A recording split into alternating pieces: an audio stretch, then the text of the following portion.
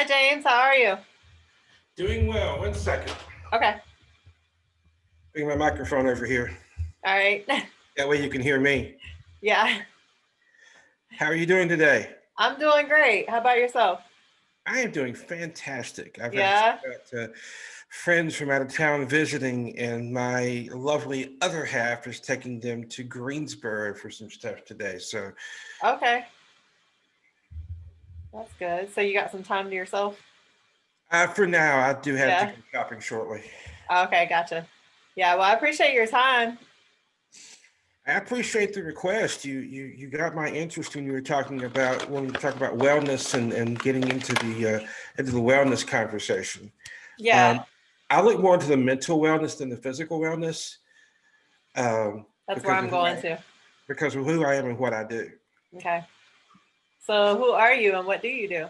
Let me put my cards up here. All right. While I was waiting on this, I play Magic, Oh, okay. and I was taking a deck out and just kind of play testing a little bit.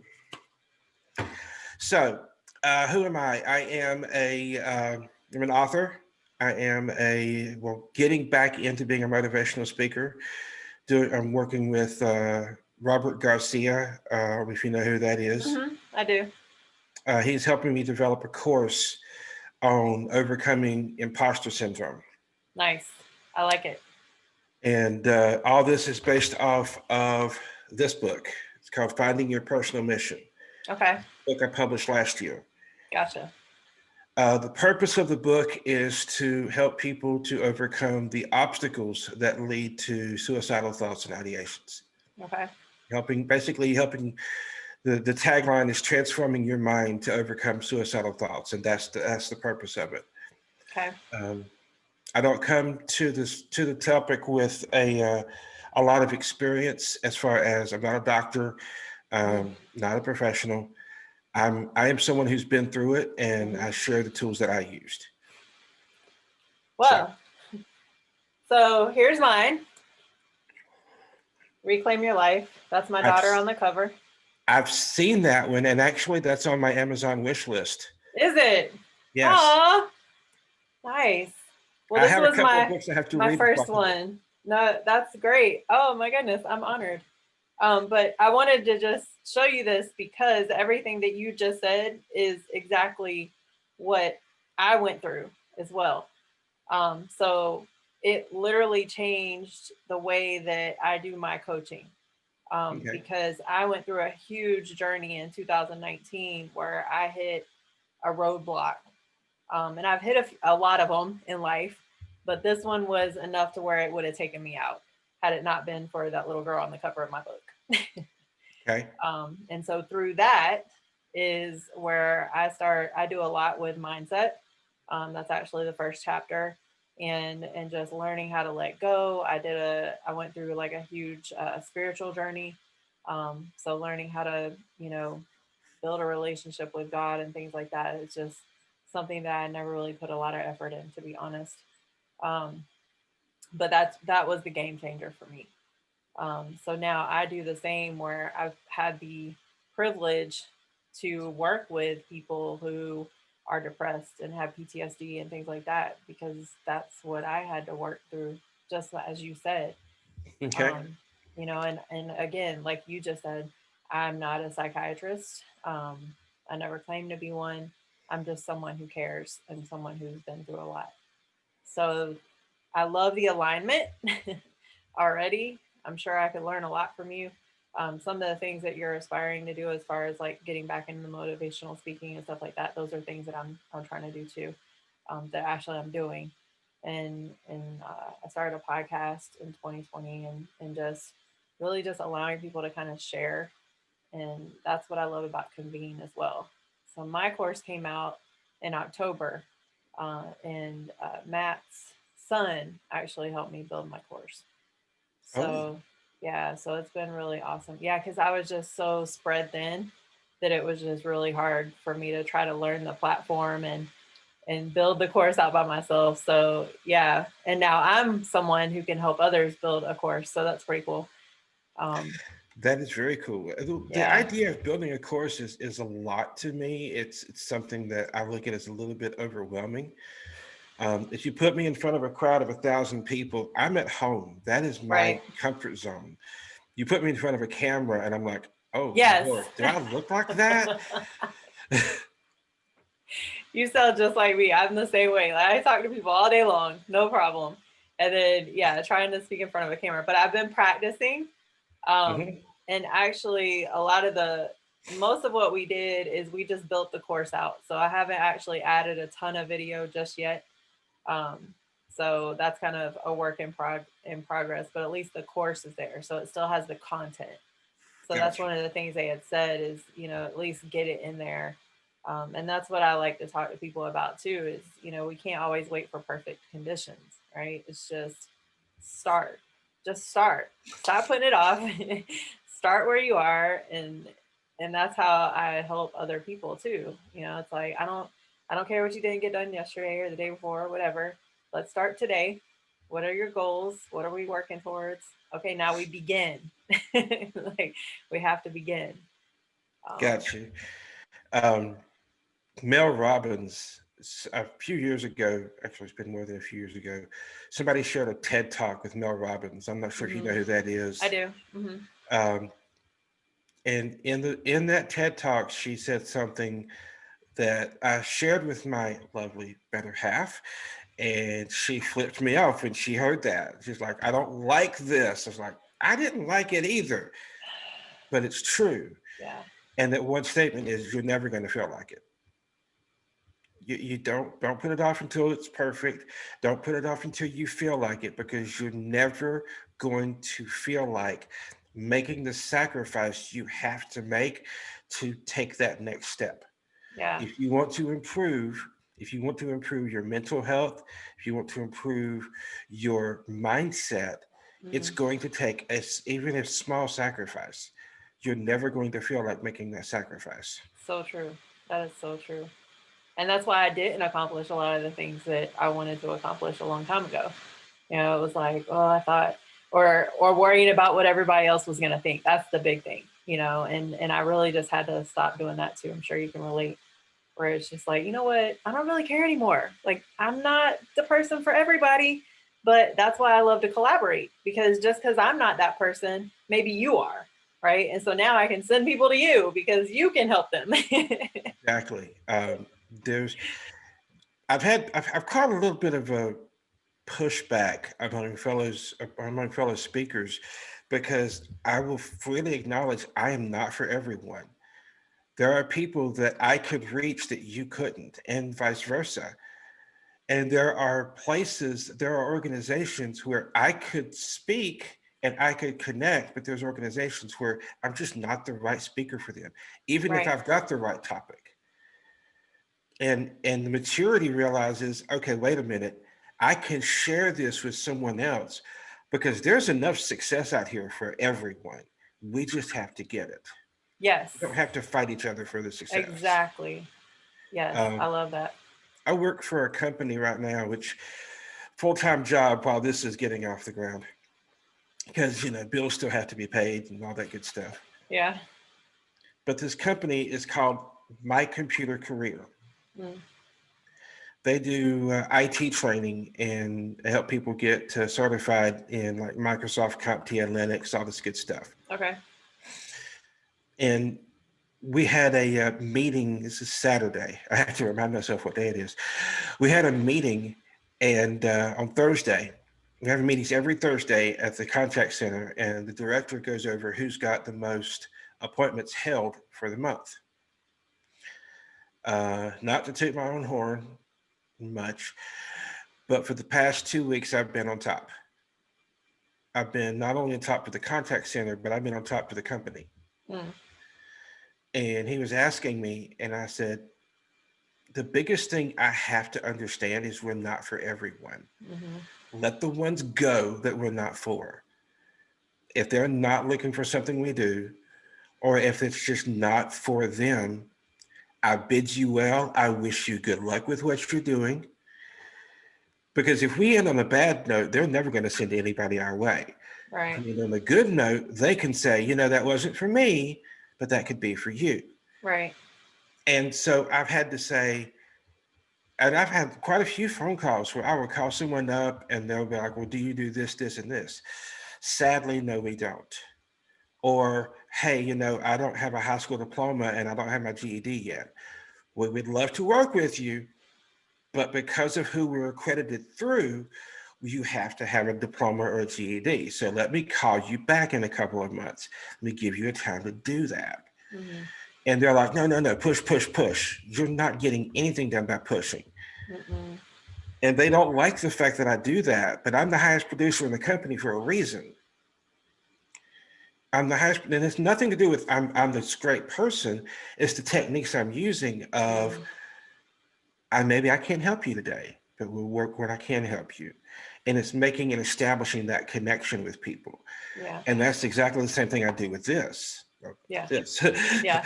Wait a minute, forgot to split screen for a second. It's the same thing I do with the book is saying, I want to help you. And if I'm not the right person to help you, I don't want your money.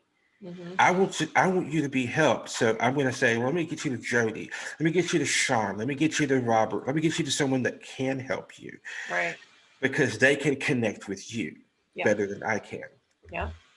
And that's what I love about Convene. So how much have you been able to look at the Convene platform? Have you really been able to take a look at it? I've been browsing a little bit. Okay. I have not been very deep into it.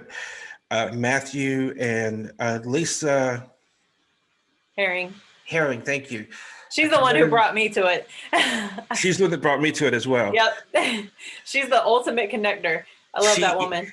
She and Mark Dudek are connectors galore. They are Yes. amazing connectors. Yes.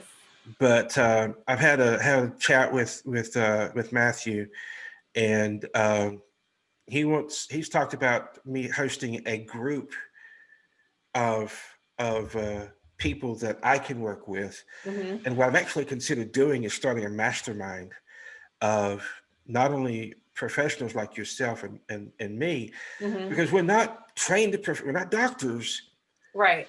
but But we we don't know have to what we're be. talking about because we've got the experience to back it up, not the Exactly. degree, but the Right. experience. Yeah. So, going over how can we make other people's lives better? Yeah. And Well, and I love how you talked about that imposter syndrome, because that was definitely me. Like, I thought that I had to have this title. So, I went to physician assistant school. That didn't work out. And then I was taking all the prerequisites for nursing. So I got all that knowledge. And really what started my whole journey with health was I didn't want to die. Just to put it plain and simple, my mom passed away. 2 months later, I had our daughter. And so taking care of my mom really showed me a lot that I didn't know when it came to like nutrition and stuff like that. She was definitely relying on a lot of medication, and it was messing her up. She was taking 11, 12 different types of medication. Yeah. And so I took a pharmacology course, just so I could learn about the medications and figure out how they interacted. And then I got really big into chemistry and biochemistry and how it worked with the body. So that's really how everything started my journey. And then I got into personal training because I had a lot of surgeries and I didn't want to get hurt anymore. So really, it's funny because that's what started mine. Go ahead. I was going to say, keep talking for a second. I have a Okay. water bottle right over there. Yeah. Go get it. I have to drink mine too, so don't worry.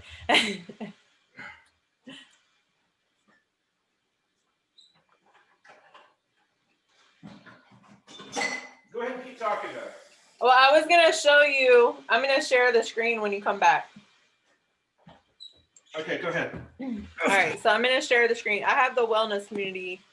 So what I'm looking for, and that's why I thought you might be a good fit. Now, one day you might have your own community, and I hope you do. Matthew gave me the opportunity to take over the wellness community. Okay. Because he and I talked, and he realized, like, yes, I am into fitness and nutrition. However, I do a lot more with, like we were talking about, the mindset and stuff like that. So now I'm looking for people who are more kind of geared towards that avenue, because then we can help more people, like we were talking about, right? Gotcha. So here's the wellness community. So what you could do, and this is just a video that Matthew and I actually put together. I think either that or I did it. I can't remember, to be honest. I have to look at it again. This is when we were in Okinawa, Japan. That's my daughter down there. Sweet. Yeah. Oh, Yeah, we were there before we came back to the States. So I used to teach boot camps, and what I didn't realize was this was my ministry. I was helping people in a whole lot more areas than just showing them how to exercise, right? yeah. Um, so that's what I kind of got good at. And then through my own journey battling uh, undiagnosed ADHD and things like that, I had to learn time management and how to say no sometimes and things like that. So all those are chapters in my book. Um, but you could go in here. So these are just the groups that I have right now. This is the course that I have based on my book. This is Matthew requested me to do a wellness accountability group.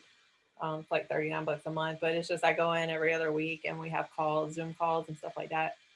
So that just started. So that's a work in progress. And then this is another lady. I think she was in charge, but I think she had a baby and had to kind of digress a little bit. And then this is some other stuff. So right now it's just all the stuff I've put in here. So I want people who want to put more stuff because I don't want it to just be the stuff that I put in here. Gotcha.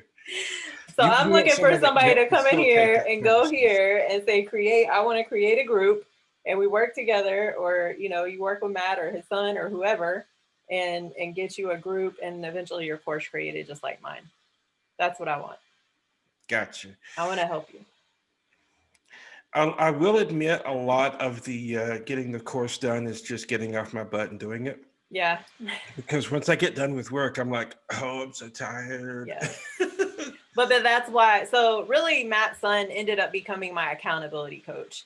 I sent him an e-copy of my book. He just took the stuff from my book and started putting it in there. But then I knew we were going to have calls each week. So it's kind of the same with my health coaching because I'll get on calls with people each week. They know that they're coming to me, right? So now they're gonna want to do better because they get that accountability. We all need it, especially Yes. especially those of us who are really trying to help other people. Because, like you just said, I was in the same boat. So Matthew, his son Braden was able to be that accountability partner for me. So I knew we had calls every Tuesday evening. So I got my butt in gear, and at least did the little stuff that I needed to do on the side. He kind of took over everything else, but our calls were really great. And it just really kind of, we locked arms and pretty much we did what I do with other people when I'm helping them become healthier. It's like I lock arms with them, I meet them where they are. Okay, what do we need to work on today? What are we gonna, that's it. So it really just becomes that accountability. But it Okay. only took us, I think it took maybe a month and a half, and that was only because we were only doing calls once a week, and I was super busy, um, and so I wasn't able to do as much as I probably should have. But it's been really good. I mean, I had a ton of blogs that I was writing. I have a YouTube channel because this. Let me show you. Back over here real quick. This is my main company right here. This is Okay. what I started back in 2016. It's an online coaching company. Okay. But yeah, so this is where I started putting the blogs and just pretty much everything that I already had. So I didn't have to create anything different. But the cool thing about it too is I have other coaches with me. So now we have a private group, right? Okay. And then here's the blog center. So you could easily have something like this too, right? So that's the great thing about it. It's a one-stop shop. I didn't have like a central database. And when I started adding people on, and there's only two, one used to be one of my clients, and then I have a college student that's with me. I'm kind of mentoring her, but she's getting her major in psychology. So, so I'm definitely keeping her. But yeah, so we're all kind of working together and formulating some things, and we do our mastermind and stuff like that. But that's what we do. So you were talking about creating a mastermind group. It could be something like that, where we have like a core group of, Mhm. us professionals or whatever, and we get together, like, okay, because you're gonna have what life coaches, probably wellness coaches, you mindset coaches, Like on my business card, I don't put health coach or anything like that because I think that's so saturated. So Yeah. I started coining mindset development coach. That's what somebody called me one day. And so I was like, you know what? I'm going to put that on there because it's really here that we have to work on before we can do anything else. You you have to you in the book, one of the things I wrote, matter of fact, I'm going to read it, Yeah, go ahead. which basically means I'm going to have to make sure. What's the, here, where's my phone? which means these have to go on. Yeah. Hold your book up again. I'm going to take a picture of it with my phone so that way I'm going to make sure I It's look it up. called Finding Your Personal Mission. All right, I got it. Cool. Now, if you like, what I can do is, because I said yours is on my Amazon wish list. Yep, If you have author copies, I do. what I can do is I can send you mine. You can send me Okay. yours and just do a trade. Yeah, for sure. I'm all about that. I love doing that. Yep. But chapter 3 is anger. Chapter 4 is attitude. What is attitude anyway? Airplanes have it, and so do people. Not surprisingly, it means similar things between the two of them. A plane's attitude refers to the way the plane is pointing in relation to the horizon. If it's positive, plane's going up. If it's neutral, it's level to the horizon. And if it's negative, the plane's going down. Mhm. And the thing is, people look at our outlook, at our attitude as the way we act. Your attitude is not the way you act. Mhm. Your attitude is literally the way you're pointing. If you're pointing up, you're climbing. Granted, it's going to be difficult, but you're pointing up. If your attitude is negative, you are literally going down, Yes. downward. And so that's what, when it comes to that attitude that you talked about, you kind of sparked that memory for me of writing that. It literally is the same thing. And when it comes to attitude and mindset, you've got to get Mhm. yourself pointed in the right direction, or the progress you make is not going to be the progress you want to make. That is so good. James, that is so good.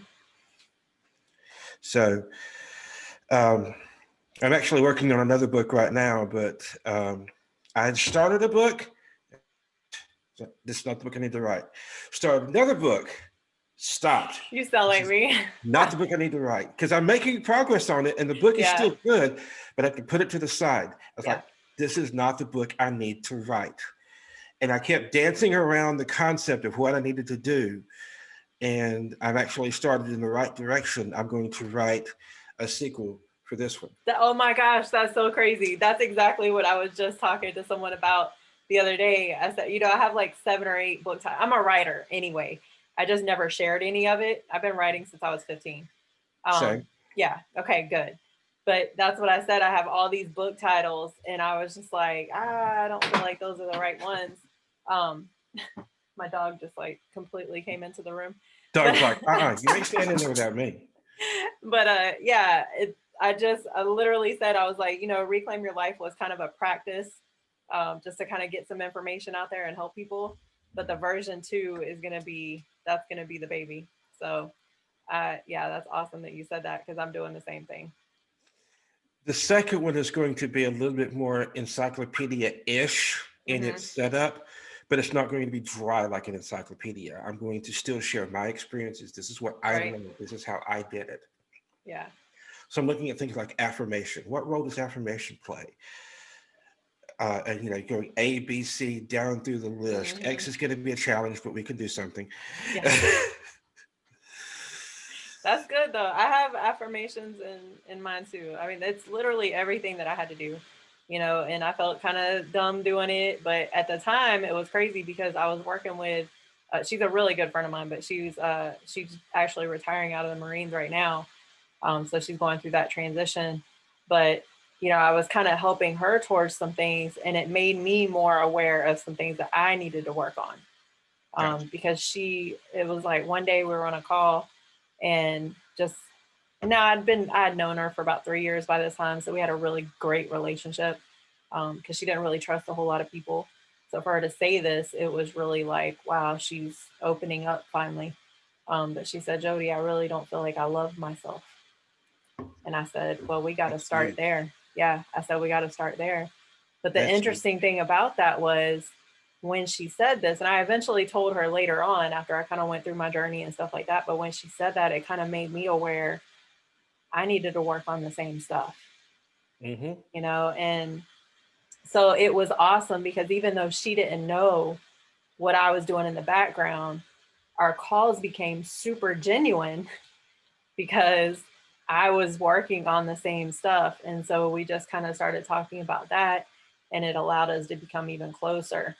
And, you know, and then we just had a strategy call the other day. So she'll still hit me up like, hey, I need help in this area. And I'll do, you know, just like a call with her or whatever. But it was just very, I love working with people like that because it kind of gives me accountability too. Because, like we were talking about, we need accountability too. You know, like we're not, I tell people, I'm like, if you see me do something, it's because you can do it, right? Like I'm no different than anybody else. I, I tell people all the time, there is literally nothing that's special about me that's not also special about you. Right, We're both human. right. Um, and I'm going to tell you something that's going to blow your mind. You ready for this? I'm ready. You might want to brace for this one Okay. because you talked about your faith and talked about how important your faith is to you. When I first came to the understanding of how important this was, I had to sit down with the full knowledge of this. Like I either sit down or fall down. How you see yourself is so important because how you see yourself is going to flavor how you see God. That's If good. you see yourself as being unworthy of God's love, you're going to see God as a disciplinarian who's only out to get you. Exactly. If you see yourself as being worthy of his love, even if it is through his actions, he made you worthy.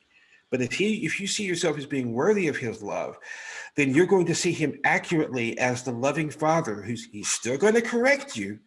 He's still going to kick your butt every once in a while, but that doesn't mean he doesn't love you. It's like the get it in line, Yeah. like we do with our kids. Yep. Get it in line.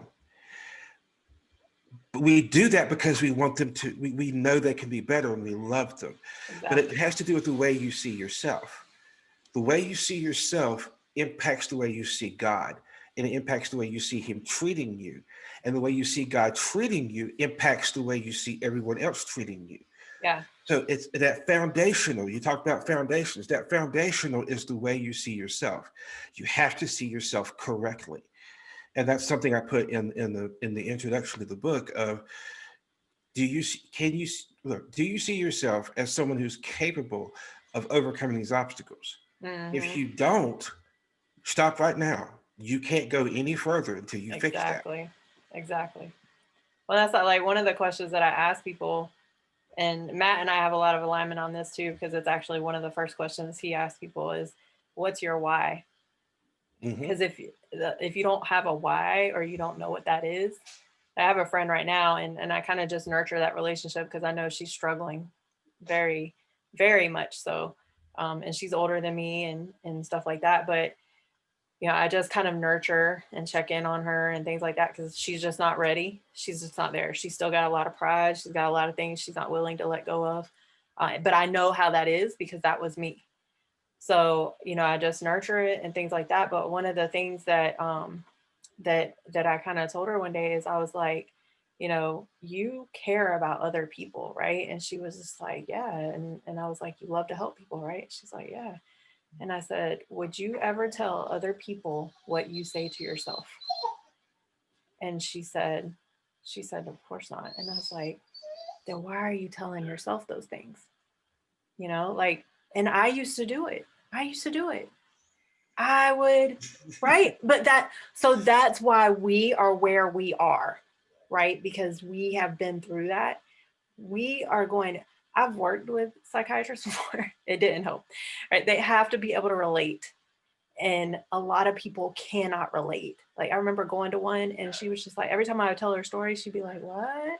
Really? She's like this young, you know, I was in the military still, so I had to go through them. But I was just like, I can't work with this lady. Like, I can't work with her. So I stopped going.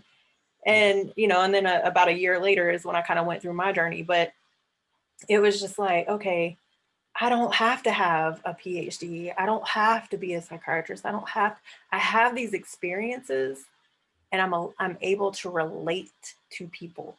So you're able to relate to people. And because of that relatability, that's why people are going to be able to work with you, whether you have that title or not. Exactly. And that's what I I had to learn. I've recently started calling myself the CEO.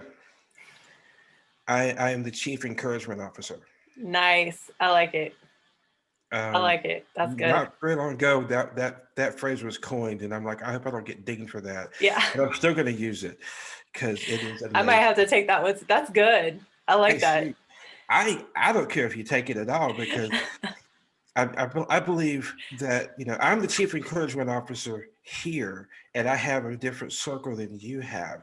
Right. So I'm the chief encouragement officer for the people that I come in contact with. Doesn't mean I'm going to have to be for the people you come in contact with. Right. And I've always been a big pie kind of person. I've not been the kind of person that's like, I've got to have it. I've got to have it. I've got to have Mm-hmm. all the success because there's not enough to go around. There's enough to go around. Right. Yeah. So what did you do in the military? Two jobs. I Okay. started off as an aircraft electrician. Okay. I was guidance And and control. so what? I was guidance and control. Okay.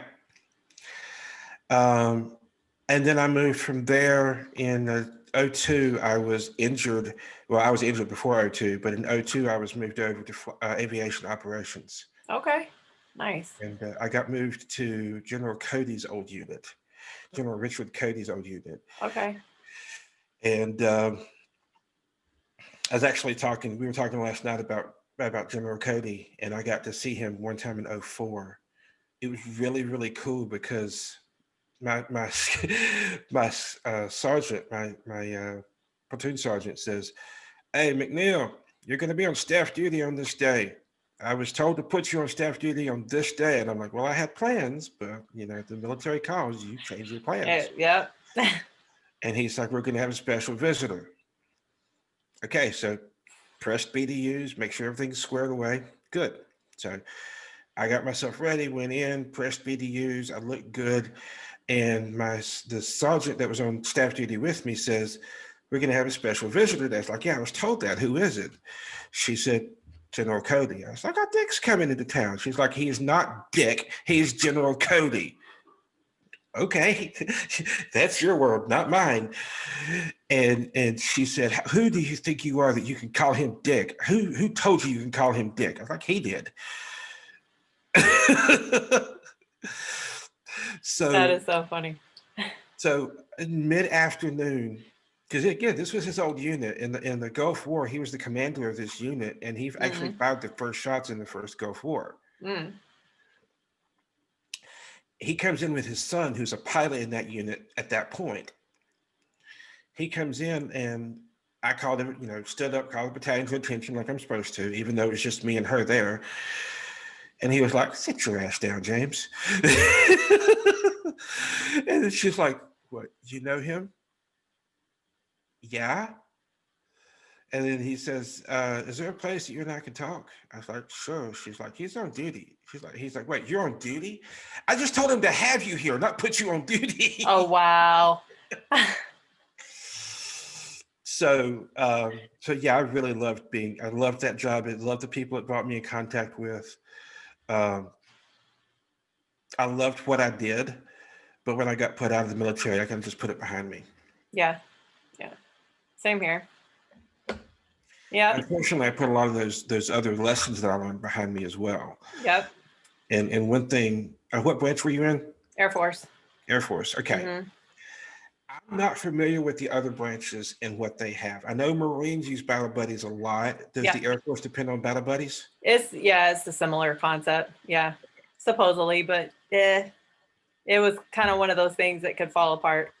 I've been around a lot of Marines, especially in Okinawa, so I do believe their program was a little bit more tighter knit, just because with the Air Force, I think we had more freedom, but that also pulled us apart a little bit more, unless we were Yeah. on deployments or I mean, on the flight line was a little bit different because, you know, we could easily be working 12, 14, 16-hour shifts. Um, so we did get a little bit closer, but, you know, and then we had to be careful and look out for each other, especially on the weekends and stuff like that. Yeah, a So lot of it's that. the same concept. Well, with us, when we went through basic training, we were told by the drill sergeants, you never go anywhere without your battle buddy. Right. Yeah, we did have Always that. have someone with you. Mm-hmm. And we were assigned a battle buddy, but literally everyone in the platoon could qualify. Right. Then we go through basic training. Battle buddy is really important. We go through AIT. It's a little less important, but still very much there because Right. we had drill sergeants there as well. We get to the unit until we went to combat. It was kind of forgotten. Yep. When we went to combat, it was okay. Let's go back to the battle buddy system, and then we leave the military, and then we think I've got to do this myself. But you've never had to do anything yourself up to this point. And so Yeah. I see a lot of veterans that deal with this mentality of, I have to do this myself. I have to be perfect. I have to get this right. That was me. That's imposter syndrome right Mm-hmm. there. That is the definition of imposter syndrome is Yeah. if I ask for help, people will think I'm weak. People will think I'm fake. People will think I'm not genuine.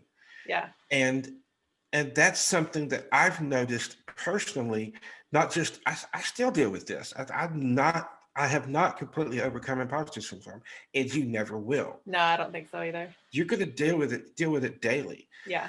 And how do you deal with it? Well, I talk about it in the book, but I also talk about it in the course of, number one, when you do something right, write it down. Yep. I have a mason jar that I keep all my good things that I've done in there. Nice. And whenever you think you're a screw up, start going through and looking at them. Yep. Right in another mason jar, take the skills that you have. What do you do well? I'm a heck of a cook. I'm a really good cook. I'm a good listener. Mm-hmm. I'm a very good encourager. I can build things a little bit, but I'm not really good with my hands. Mm-hmm. I used to be, but that's a long story.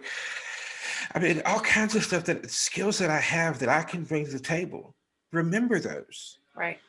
But also the biggest thing is have someone that you can talk to say, you know what, I'm really, really getting hit by this imposter syndrome today. Mm-hmm. And you need to have someone that'll look you straight in the eye and say, not broken. And Yeah. and as veterans tend to forget that part. Yeah. Because, oh no, I can't appear to be weak. You're not weak, you're human. Yeah. Let yourself be human. Yeah. Well, I think for me, in my upbringing had a lot play the part of, you know, I did have to do pretty much everything on my own. So, but at the same time, I did have a few people in there, which I acknowledge everybody in my book, because if it hadn't been for them, I wouldn't have got past high school, to be honest. But then when I went in the military, I was in a male dominated career field. So I did have to prove myself. And I did feel alone a lot because I was like the only female. So, you know, I did go through all that. And every time I PCS, then I had to prove myself again. Or, you know, when I went overseas and I became an instructor, like I'm an instructor, but I never taught like that certain aircraft model. So I had never worked on those. So I had to prove myself again. But I went out, I was always a team player though. So instead of just trying to read the books, because that doesn't work for me, I went over to the flight line. I would work night shift with them. I would get to know the guys. I would, you know, but that was just who I was. So when I got out, because I didn't choose to get out, I planned on retiring. But I went reserves. I went medical lab tech because I wanted something medical at that time. And then I ended up joining my husband overseas. And so they made me go inactive. And then when I came back, because I had disability, they wouldn't let me back in. Basically, they said I had to start all over and go to MEPS. I said, definitely not. Right? Like I got 15 in. We're not starting over. No. So I kind of just pulled chalks on that one after a long time. But that actually was part of that journey when I was writing the book too, because I had to let go of that. Because my plan was to retire. Gotcha. And they had another plan. You know, God had another plan. God has a So, plan. Yeah. and that's the thing that I had to realize. So for me, I had to learn how to let go of things, because I wanted to hold on to everything. I thought that I had to prove myself still, right? Like, but I got this degree, I got this degree, I got this. Oh, but this one didn't work out, but I still got the knowledge. Oh, I do nutrition. I didn't have to say any of that.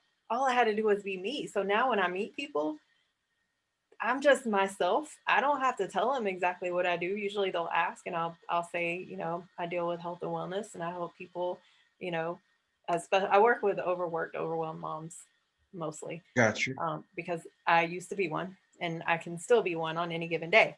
So, so I usually work with them, but it's just being ourselves and being genuine. That's what's going to bring the right people to us. So it doesn't matter. Nobody cares what degrees I have. Nobody really even looks at my certifications. They hope that I'm certified, but they don't really look at them, to be honest. Um, that was something I had to get over. I thought I had to show that stuff. Yeah, These you had to people, you had to justify why you're at the table in your mind, but but other I people don't. just see what you're doing and like, okay, yeah, you're doing something good. But They're we looking are for our own results. worst critic, right? Like, Yeah, but that again, it allows us to help other people too, because if we do that to ourselves, now we can help these other people not do it with them. And at the same time, we're going on that same journey. Like, I tell my clients, I'm like, you're my accountability partner too. You know that, right? Like, this isn't just, the Jody show. This is, hey, we're working together on this stuff. And everything that I'm telling you every day in my planner, I have to write down, listen to your own advice. Every single yeah. day I write that down because I have to. It's easy to dish it out, but it's not always easy to take it. So, Have you read much from John Maxwell? mm, I'm trying to think. Like, name a book because I've read. He's a leadership guy. So, Okay, 21 I don't think Irrefutable so. Laws of Leadership, 5 Levels of Leadership, Leadership Gold, Nope, not etc. those. And I'm a leader. I love leadership. Okay, I just got a degree last year in management and leadership from UNCW. okay, And we were talking about in one of my classes, and this is something that applies to both of us really. So many people, when it comes to the wellness journey or leadership or really anything, anything. Mm-hmm. they want to treat it like they're travel agents. They Mm-mm. want to send you where they have never been. Yes, you can shut the door. Sorry, my daughter It's just all came good. in. It's all good. Jasmine, Real you life can shut the happens. door. She didn't realize I was still on the call. She always hides. She's like, I don't Uh-oh. want to be seen. Anyway, go ahead. Sorry. She's adorable, just so you know. Thank you. But so many people treat leadership and the wellness and all these things. They treat those like they're travel agents. Mm-hmm. They're sending others where they've never been. Yes. And and you mentioned you had a psychiatrist that was that way. She's like, I don't understand where you are right now. They're trying to send you where they've never been. Right. And so what we're doing in our role, we're working as tour guides. Mm-hmm. And the way you're describing your accountability calls is exactly the same way. It's not just you're not just you're not just guiding them, but you're also giving them the chance to say, hey, guess what? You got to do this too. Mm-hmm. So them holding you accountable kind of helps hold them accountable. And so you're being a tour guide, and that's what I do as well. We're being That's tour awesome. guides in this. I love how you just said that. I love using that concept instead of just accountability partner, like that tour guide concept. That's really good. I like that. John Maxwell, Yeah, I highly recommend. As a matter of fact, I I've will. got I have a whole list of books. I've got one that I'm reading right now. And then I got same, same. I've got like four more on my bookshelf back there that are next in line. And then I got to make sure I include yours now. So I have a ton, but I will make sure that I add that one too, because I plan on being a reader for life. So, I'm going to give you one more. okay. I feel like I need to start writing this down. Let's see. Yeah, I this have one a you're going to pen. want to write down because this one is amazing. This is one that I will literally get nothing from you buying this book, Okay. and I don't care. Yeah, that's okay. This book is called Rejection Proof. That sounds interesting. A guy named Zhai Zhang, he's a Chinese American. went on a Jai 100 Jane. JIA JANG. J-I-A-J-A-N-G. Yeah, spelled just like it sounds, of course. I think that's how. You That's know probably what? about right. I'm sure I could look it up and find it. Now I got myself second guessing. So That's so funny. Don't do that. Don't second guess yourself. I'm second guessing my memory. Oh goodness. I have a TBI, so it happens. So continue listening.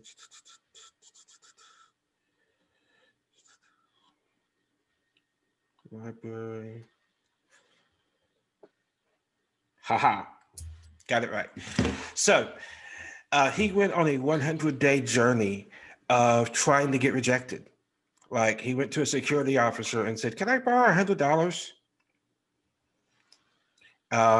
He went to a guy's house with a soccer ball, and this guy is during the NFL season, and his favorite team, the Dallas Cowboys, was playing on the TV. He went with a soccer ball and his cell phone and said, "Would you use this to video me playing soccer in your backyard?"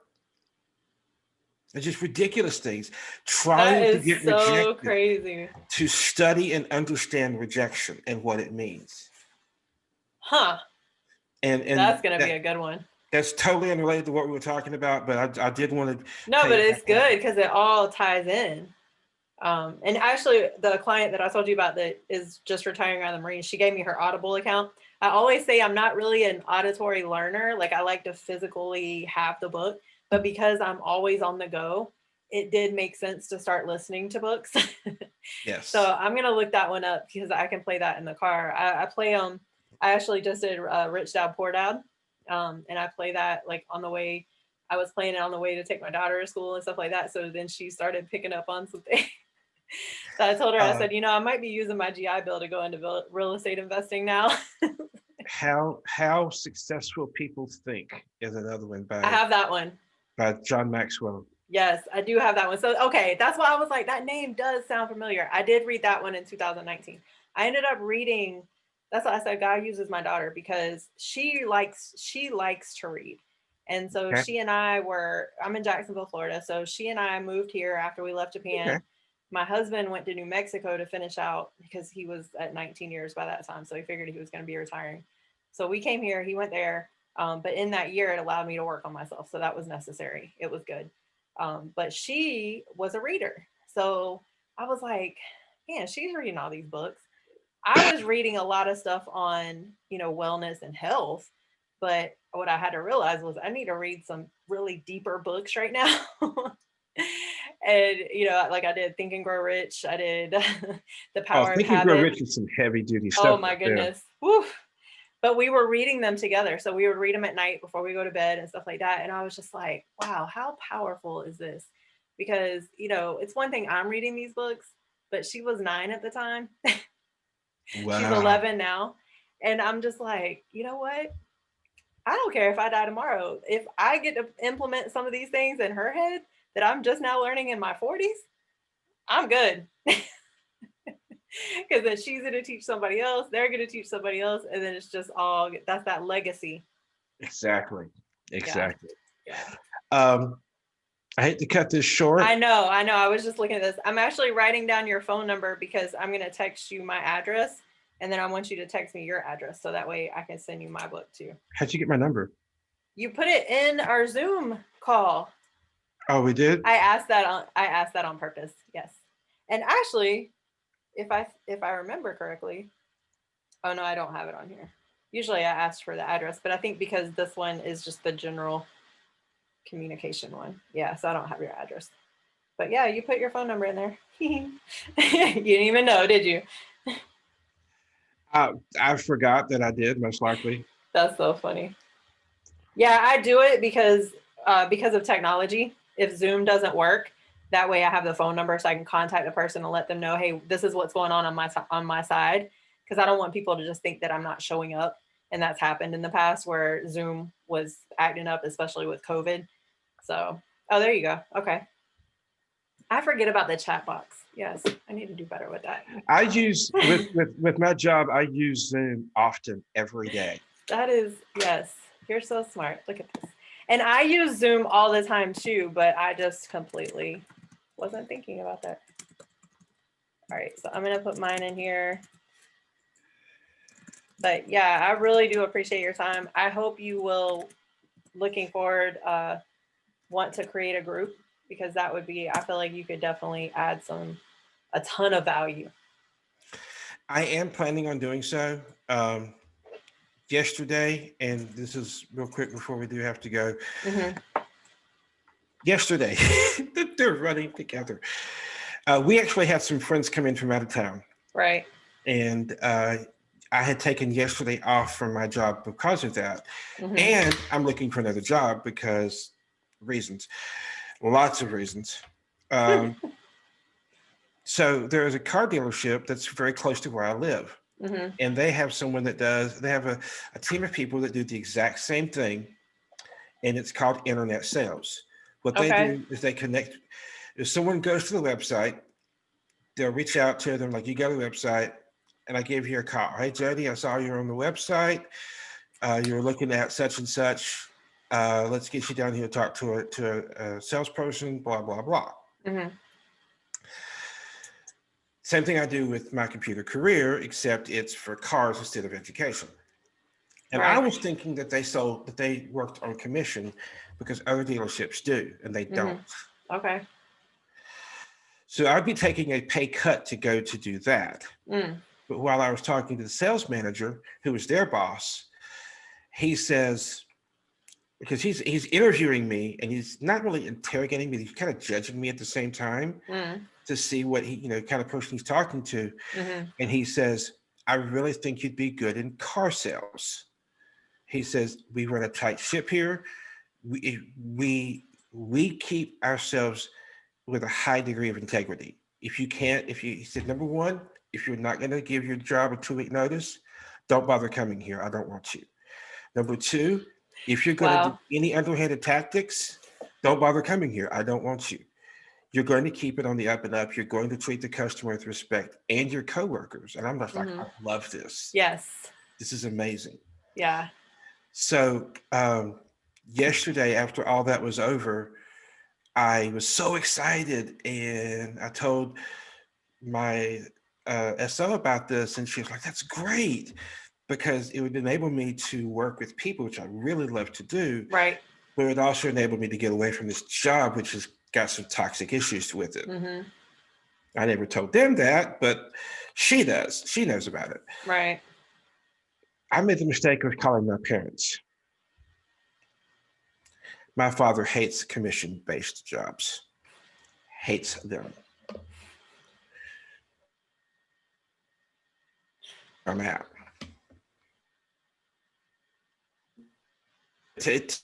That you really be careful of cover.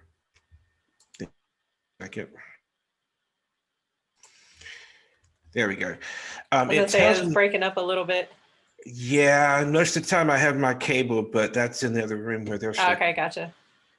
But it tells me that I really have to be careful who I open up to and who I bring on that journey with me. I can't bring my parents on that journey with me, unfortunately.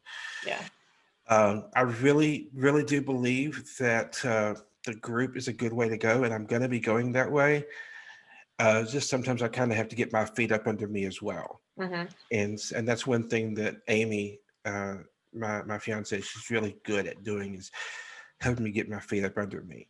That's good. I do plan on starting a group. I do plan on having my own community in Convene, and promoting the course that I'm working on through there. Okay. And then I also, through Convene, because Facebook is good, but no. And that's exactly. And that's why I have a Facebook group, but that's what I told Matt. I was like, I'm not really getting enough engagement in here. And what he was saying, it makes a lot of sense, where it's the algorithms, and then also the fact that not everybody wants to open up openly. So I love the fact that it's anonymous inside Convene. So people can share whatever they want to share and nobody can judge them. One other thing about Facebook that people don't realize is that Facebook is very polarizing. We live in a society where if you don't agree with me on any one thing, I'm going to disavow you on everything. Exactly. Yeah. And my first book, I caught so much flack for this book. Oh my gosh. My first book I ever wrote was called Nuggets of Gold. I went through and I took quotes purposefully from a wide variety of people. Mm-hmm. I have quotes from Confucius. I have quotes from C.S. Lewis. I have quotes from Malcolm X. Okay. Because I believe that the truth is the truth no matter who says it. Exactly. Yes. Now, I'm not going to get into who we like politically. I'm Right. just going to make two statements. Donald Trump is a very smart man. So is Joe Biden. I agree. Okay. Donald Trump can be a freaking idiot. So can Joe Biden. Okay. There's still people. Just because they could be total idiots doesn't mean that they can't tell the truth. And it doesn't mean that they cannot share wisdom that can impact our lives. Exactly. So if we're going to be so polarized, oh, Donald Trump said it, I'm not going to accept it. He just said the sky is blue. Chill. Joe Biden said it, I'm not going to accept it. He just said that water's wet. Chill. I mean, it's still the truth. Right. And that's why, I've totally walked away from politics on Facebook. Yeah, me too. Yeah. Because it's so polarizing. Mm-hmm. I believe that the truth is the truth. Malcolm X said one time, if you have no critics, you will have no success. And I shared that with someone. I shared it. This came from Malcolm X. If you have no critics, you will have no success. And a conservative Christian friend that I have comes to me and says, why would you share a quote from Malcolm X? I was like, would you have appreciated that quote if Billy Graham said it? Oh, man. And he goes, well, yeah. I was like, well, you need to work on your idolatry because you're putting Billy Graham on a pedestal. Yeah. Yeah. And that's so true. I mean, it's just, I definitely see a lot of alignment here. I can't wait to just see what comes out of this whenever you're ready. And just because this conversation, and I hope we can have a whole lot more in the future. Because I just met you, and I definitely can tell that we're gonna get along. We are gonna get along, most definitely. We're gonna get along. I've got your address. Yes, and I got yours too. Monday morning, I actually have to send something to my friend Tammy Moses. Mm-hmm. I'll be sending this book in the mail to you. And looking forward to getting yours. Yep, I'll send yours the same day. So hope you have a fantastic day. It has been a pleasure talking with you. Thank you, James. Same to you. And I almost automatically went into this, and all calls from my computer career are recorded. Oh, Lord. It's okay. I either need another job to win the lottery or to sell 1 million books. But that's the way. Okay, so real quick before we get off, one of the things that I do love about Convene too is we're a family. You have like 13, 14, 15 people all advocating for you. That's what I love, because like you were saying, if we try to do it all by ourselves, we're not going to get very far. Mm-hmm. But when we have these relationships with different people, like now that I know you, of course, I'm going to promote anything that you put out from here on out. So please let me know if you put anything out. But so that's the thing, I put it on it's Facebook just all the time. I don't see that stuff, but but I just wanted to throw that out there because that's one of the things that I found very valuable here too. It's just we all work together. And where is Burlington, North Carolina? That's what I was going to ask you. Do you know what Greensboro is? Yes, that's actually by where Matt lives, right? Yeah, I think he lives Greensboro is by where Matt lives. You go east of Greensboro about half an hour. Okay. Yeah, because my husband's family, they're outside of Charlotte. So. Okay, about 2 hours away. Okay, cool. So, all right, Charlotte James. has I-85 that goes through it. Right. I-85 goes through Burlington as well. Okay, awesome. Well, hopefully we'll be able to link up soon. But yeah, you have a super blessed weekend. Thank you so much for your time. I really appreciate it. And I look forward to your book for sure. Take care. All right. Have a good one.